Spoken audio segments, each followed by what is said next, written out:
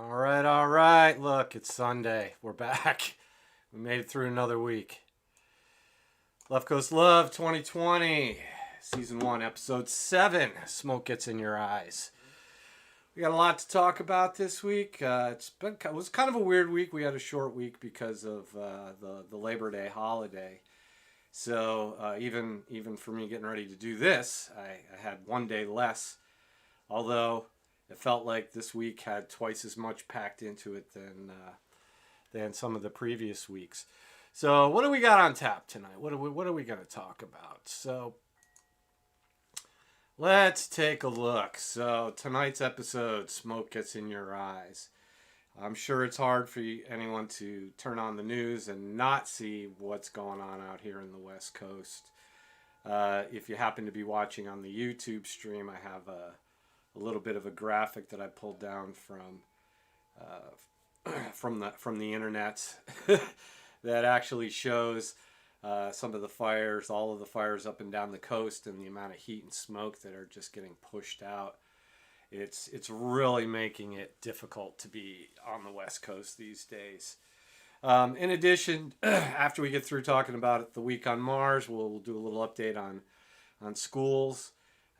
Parker's back in school for a couple of weeks now, and I think we can make some assessments of how this remote school thing is going to work out. And then DC Fandom back again, just a few short weeks later. They came out with DC Fandom Round 2, so we'll talk about that.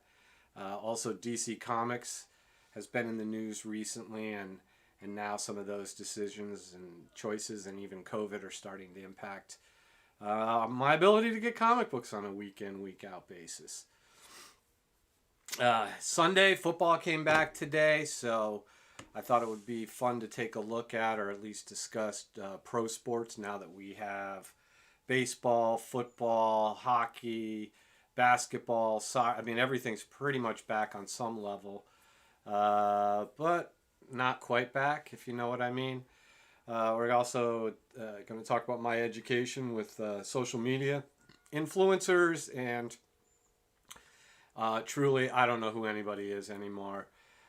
We discovered that fun on the road to Dunkin. And then last but not least, Parker and I spent a good chunk of the day doing some tribute videos for our friends at Flex Seal.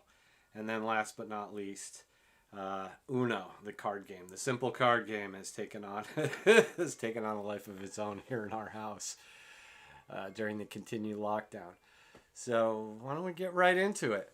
So I want to say it really kind of hit the mark this week, but over the past 2 weeks, the amount of fires on the West Coast has pushed so much smoke and ash up into the atmosphere that now we're starting to get these very eerie, refracted skies, refracted light in the skies. Anything from bright red to a deep orange, or what we look at now is like hey, it's only gray today. But the smoke is so thick that even here where I live in these residential areas, you can't really even look down the street very far before the smoke that's just hanging in the air, blocks your view. So it's given us all a very surreal landscape. Again, I'm sharing some of the pictures here from around the Bay Area with some of the skies, and all of these pictures here were taken during the day. These are not nighttime pictures. There's no Instagram filters, and as if things aren't difficult enough right now, having to take a look at that sky over our heads, it's just, it's like one more thing. And then on top of that, we also get the air advisories. And we even had one I think it was on Wednesday, where it was just, the warning was dangerous to breathe. Okay, well, I don't really know what to do with that. The rest of the warning does go on to say that, obviously we have to breathe, but what they're recommending is that you stay indoors, close your windows and doors to limit the amount of ash that's getting blown into your house, and if you have air conditioning or any kind of central air processing, to go ahead and turn that on. But be aware, we're probably going to have to change some filters a little more frequently over over the rest of the season. This week too, we also noticed that even our dog, I think it's starting to take a toll on our dog. He's very small and usually up for being outside whenever possible, wanting to go to the park whenever possible, wanting to go for walks whenever possible. And lately, the poor guy, he just seems to be very low energy, and we only get maybe one to two runs a day out of him, and then the rest of the time he's just very lethargic and laying around. We have pulled him inside, and even the cat doesn't go out. The cat used to be pretty much outdoors all day. The cat stays inside and sleeps, goes outside for a little bit at night, and then comes right back. I never thought that when I came to California that over 15 or so years, it would go from like literally being paradise on earth to most days this past week it hasn't even looked like earth. But I have my family, we got our pets, we have our neighbors, and we've made some adjustments here. I did want to talk a little bit. Some of those adjustments involve schools. So I know a lot of you live in areas where the schools have opened up and people have gone back in person. Out here, our school district has not yet. We don't have the numbers out here where we can put the kids back in school. But, sitting in the same spot for 5 to 6 hours day after day, for me, that's no problem. That's kind of what my job entails me to do. But if you're an 11-year-old girl, I don't know that's what she's really looking to do. So it's getting harder and harder to get her up for school in the morning and having her ready to go. We tried to mix things up a little bit this week. We did move. We changed it up so she could do her classroom stuff from her own room this week. She wanted to try that out, so we thought maybe the change of scenery might help. But it's really hard because we do have our neighbor that lives across the street's 101 years old. Our friends that live across the street, their parents are I don't want to say compromised, but they have some health. Maybe not issues, but some health situations that make it so that we all need to be really careful around that family so that they don't transfer anything to their parents. And so I understand that we need to do this, but it's still sad to see Parker without her friends. She's just not built to sit still for that long each day. But I have to say she is trying to keep up. I get an email the school is over the top with keeping us updated with how the kids are doing as far as, are they online, are they reacting, are they looking at other things instead of the school work, are they keeping up with their assignments. And in the smaller groups and breakout sessions, they do spend time talking to the kids to do some mental health checks, if you will. I know last week was there was a suicide prevention week, so there was a lot of things on the internet, and even at Parker School they start each day with morning announcements. They come to us via a link to a YouTube video from the principal and some of the folks at the school, but again, I'm torn because I feel like on the one hand, geez, it's kind of young to be talking to the kids about suicide and how to handle certain feelings and emotions. But then again, I look at her and she's a big girl, and we hear about these things she knows and has heard about celebrities and things. So they don't get too graphic about it, but they do let the kids know that if they need someone to talk to and they don't feel comfortable with what their current options are, they do have resources available at the school. So I think always having that available is great for the students, especially during these times. Probably the hardest thing, I guess, is just 6th grade, 7th grade, junior high. That's really when the social groups and the cliques and all of the friends and things start to kind of cement, and not being able to do any of that in person. Even the simple stuff, like I know Parker was really looking forward to having a locker this year. And, she mentions that, that's one of the things she really misses.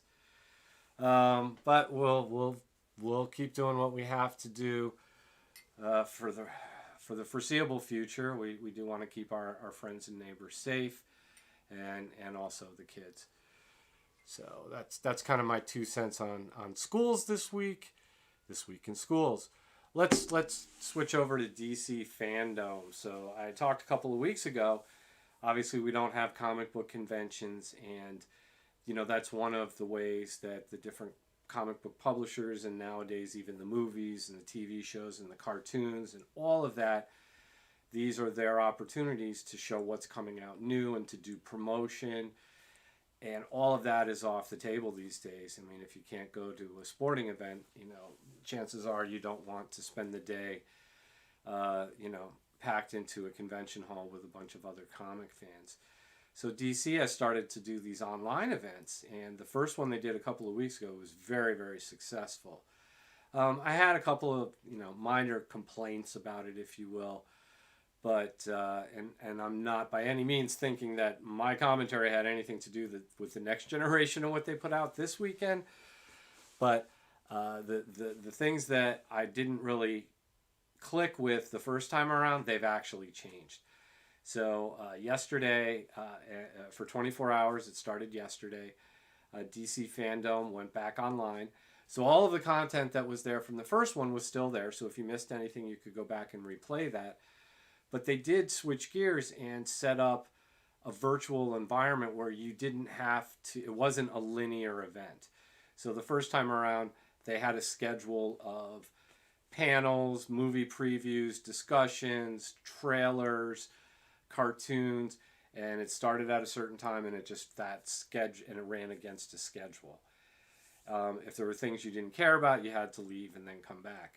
The new setup had different areas set up, and you could start and stop any event at any time. So you could actually jump around. If you started on one panel and it started to not be as interesting, you could pause that and find something else. I thought they did a great job with all of the expanded offerings, including a DC Fandom specifically for kids. And I shared that link with our neighbors across the street. Again, they have a little girl who loves the Teen Titans cartoon, and they spent time and had videos to teach the kids how to draw the characters. They had interviews and panels with the people that do the voice acting, and in some cases they did full-blown, I used to call them trailers or previews, but they actually showed, so here, if you're looking at the YouTube, they actually did an entire release of Superman Man of Tomorrow. They showed the entire movie. It's one of the DC animated full-length features that they've been doing for the past number of years now. Great story. It has Lobo in it. And the fact that they showed the entire thing for free online over the weekend, I thought was very generous of DC. We did watch it.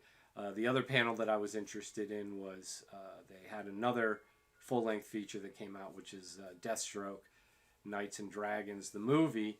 And for this, they had a panel that was hosted by Mark Bernard, and he's a television writer. He used to write for Entertainment Weekly. He does a podcast with Kevin Smith. But he was the host of the panel. And the panel was so interesting that it got me interested to go download from iTunes. And Parker and I watched the movie last night. And not a typical DC hero movie, because the main character is actually Deathstroke, who's a villain and an assassin. But the story was told in such a way, obviously with today's storytelling techniques, the anti-hero or the flawed hero is pretty much out in the open. So the story was told from that perspective, so that even though he's a villain and an assassin, some of his motivations and his backstory don't necessarily absolve him of what he does, but it adds some perspective and makes him a little more human. The other thing too is for DC animation, they actually are not afraid to do R-rated animation. So for Deathstroke being an assassin, there was absolutely no shortage of fight scenes, and we didn't do a kill count, but I'm sure it was up there. If we're going to talk about DC, so that's what was, if you will, the kind of the high point for DC this week. But again, they've been in the news over the past couple of weeks for a number of other reasons, which is over on the comic book side. They've gone through a bunch of layoffs. I have both their DC Universe, which is their online offering of videos and TV and movie shows, which I am a subscriber to, is basically being shut down, and all of that is being absorbed over to HBO Max. So a lot of those folks are out of work, and then a number of the DC comic book series have been cut and pulled back. So obviously over COVID, a lot of the comic books, there were delays in publishing, delays in distribution was shut down actually for a while. We still haven't fully recovered on that side yet. And as the comic book companies are slowly coming back, they're actually putting less product out there. DC's canceling a number of series, and this, coupled with the success of these online outings and the full-length direct-to-video features such as these animated movies and then the DC TV shows, there's actually been some talk or rumors about, well, maybe AT&T might get rid of the DC comic book publishing business and stop doing comic books. Jim Lee has reassured us, at least this week for the foreseeable future, that DC Comics will indeed continue, although there will be some changes, and some of that we have started to see already.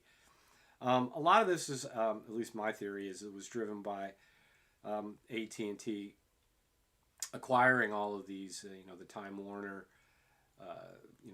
family of companies and IP. So, anytime you have new management come in, there's going to be some changes.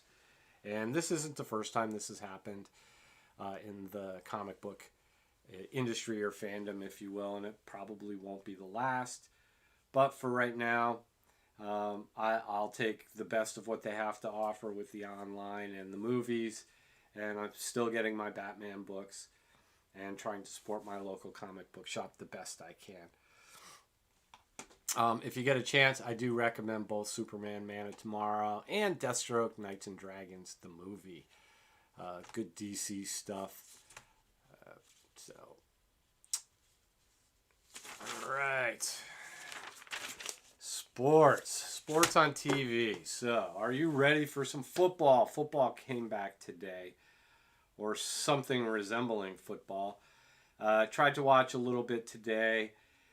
For me, and I have some pictures here of some of these empty stadiums, or how some of the different sports are trying to accommodate the COVID world and still try to move forward in some sort of fashion. Obviously, baseball's been back for a little while, and if any of you have seen any of these games now where people have their cardboard cutouts in their seats, the basketball games, they've sort of put these screens up and tried to shorten, kind of bring the court into more of a box, if you will, so the players aren't sensing so much of an empty arena. And even down in Florida, if you see where they're playing, these aren't the huge arenas anyway. So basketball, at least for when I've tried to watch it on TV, it just feels very, very small. Football was weird. They had crowd noises and tried to keep the cameras as tight as they could so that you really, for those, well, everybody's watching on TV, for those of us, watching at home, trying to give the TV experience as if it was really, truly a live game with fans. But the fan noises didn't always align with the plays, and so it was just a little bit off. And then, of course, anytime there was instant replay or they were showing plays from different angles, those camera shots weren't always done keeping in mind that you were going to pick up a lot of empty seats in the background, right? Because those weren't the main shots they were focusing on for the gameplay, but instead the extra cameras to pick up the additional angles, or if they needed to do a replay and so forth. So you're watching the game, it sounds like a game, it looks like a game, and then they do instant replay, and you take a look, and it's like, okay, there's nobody in the stands. Even wrestling has tried to come back. Again, using sets, closed sets. They work out of Florida as well. And having the other talent and other wrestlers provide a little bit of cheering, coaching, or whatever from the sidelines. But again, I'm not a huge wrestling fan, but for me to even watch wrestling, there has to be the audience, because most of it is a show. And if you take that part of it away, I hate to say, it's fake, because these guys are super athletic and the stuff they're doing I couldn't even dream of, but it does not feel like an athletic competition. It really feels like a cartoon, if you will, trying to watch wrestling now, with even more so than when there's an audience there. So I don't know. I don't follow the ratings. I do know that I don't care about any of the sports anymore. Not that I was a huge sports fan, but we did follow the Knicks, New York Knicks during the NBA season, as well as the San Francisco Giants during football. And then I always have liked to watch the Raiders. My buddy Will, big Raiders fan, as well as the Atlanta Falcons. But again, this year, after about 10 minutes of trying to watch football, we gave up. And my daughter decided yesterday we needed to go to Dunkin. So up to Petaluma we went, and I talked about this driving. It's about the only thing we can do, and this is not the Northeast, so we don't have Dunkin' Donuts every 10 feet. So it's actually a kind of an out-of-the-way trip to go up there. But this week when I went up there, I noticed they had a new drink up on the board, and for those of you looking at the YouTube channel here, you can see here's Charlie, I guess, Charlie D'Amelio, Dunkin's newest brand representative. So I'm looking at my daughter and I was like, "What? Who is that?" And she's like, "Oh, that's that's Charlie. She's a TikTok, person, social media influencer, and that's so now for reals. Like I'm so disconnected from that. Like obviously, I came from the OG social media influencer, so I know who the Kardashians are and so forth. But now they have hosts for these TV shows. My daughter and I were watching Dodgeball on True TV, and they have these announcers on, and I'm like, who are these guys? And my daughter knew exactly who they were. This is so and so. He's got a YouTube channel. He's got his own merch. He does this. He does that. His younger brother does this. And every time I turn around, she's introducing me to another one of these individuals, because we're watching a commercial, and she's like, "Oh, hey, that's so and so from YouTube." And I was like, "Okay." I just thought it was a generic television commercial actor. Little did I know they probably actually had to pay a few dollars. So Charlie here, obviously, since she's a social media influencer, they have a drink named after her. My daughter was right there to get herself a fresh Charlie at Dunkin'. So it is iced coffee with whole milk and a shot of caramel syrup. Nothing too complicated, a simple drink. I appreciate that, and her brand, keeping it simple. I also like the fact that Charlie, we can spell it. Although I'm not a big fan of the I with, the I at the end. But hey, no blood, no foul. She seems to be innocuous enough, at least for now, until the tragic train wreck that may or may not happen. But we'll keep an eye on Charlie for you. All right, now for the pinnacle of our weekend. I had mentioned last week and the week before that for some reason my daughter, some of her friends, they have an affection, a fandom for Phil Swift, who is the Flex Seal, the guy that cuts boats in half, pulls chicken wire off, makes a submarine out of a truck. We've all seen the commercials. And her friends, apparently he's got memes. He's a social media influencer. There you go. And the Flex Seal website, they even now sell swag, you know, posters, hats, shirts, and this stuff all sells out. It's crazy. So, of all the things she could be getting into in the internet, I was like, all right, this one's funny enough.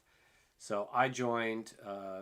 There's a private Facebook page on Facebook, private Facebook page, private group, I should say, for Flex. It's called Flex VIP. And it's run by the Flex Seal people, and they accepted my request to join the group. And I had sent some photos of Parker's dresser and her room, which has the poster of Phil Swift with the boat, as well as a can of Flex Seal. And the Flex Seal people wrote back to me on a messenger that, you know, they thought this was great, and you know, since she was such a big fan, they were going to send her a couple of things.